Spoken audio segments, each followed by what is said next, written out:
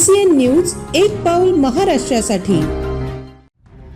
मुलानेच स्वयंघोषित घोषणापत्रावर जिवंत आईच्या मृत्यूची नोंद जळगाव जामोद नगर परिषदेत केली आणि नगर परिषदेनेही कुठलीही शहानिशा न करता मुलाला जिवंत वृद्धेचं मृत्यू प्रमाणपत्र दिलं आणि याच मुलाने आईच्या खात्यात जमा असलेले 10 लाख रुपये उडवले व आपल्या जिवंत आईला रस्त्यावर सोडून पसार झाला।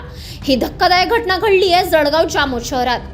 प्रेम सिंग कमल सिंग राजपूत या व्यक्तीने आपली आई दिनांक 5 ऑक्टोबर 2023 रोजी मृत्यू पावल्याचं स्वयं घोषणापत्र 23 नोव्हेंबर 2023 रोजी जळगाव जामोद नगर परिषदेत देऊन आईच्या मृत्यूची नोंद केली।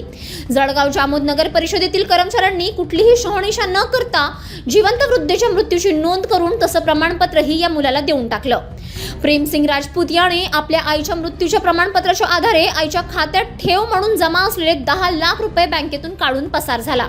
ही बाब ज्यावेळी जिवंत असलेल्या कौशल्याबाई राजपूत यांना माहिती पडली तेव्हा त्यांनी नगर परिषदेत स्वतःच्याच मृत्यूचे प्रमाणपत्रासाठी स्वतःच्या नावाने अर्ज केला व विशेष म्हणजे नगर परिषदेने हे प्रमाणपत्र ही कौशल्याबाईंना जिवंत असताना मृत्यू झाल्याचे प्रमाणपत्र देऊन टाकलं।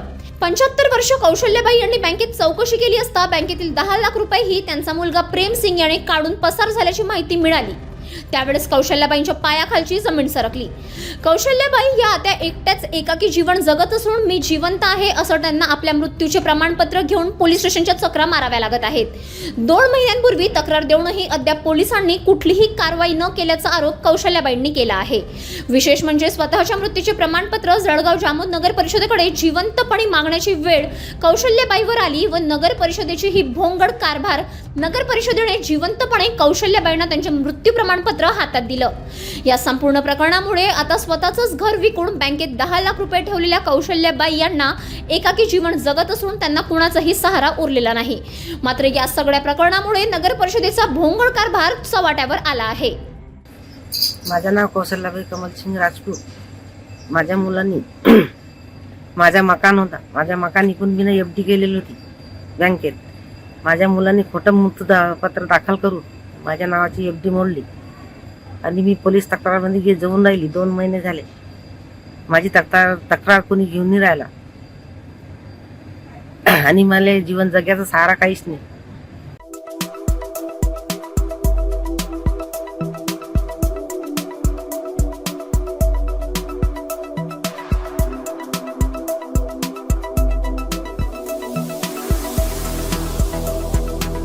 तसेच आपल्या भागातील महत्त्वाच्या बातम्या पाहण्यासाठी CCN न्यूज डेस्क चॅनलला सबस्क्राइब करा आणि बेल आयकॉन प्रेस करा।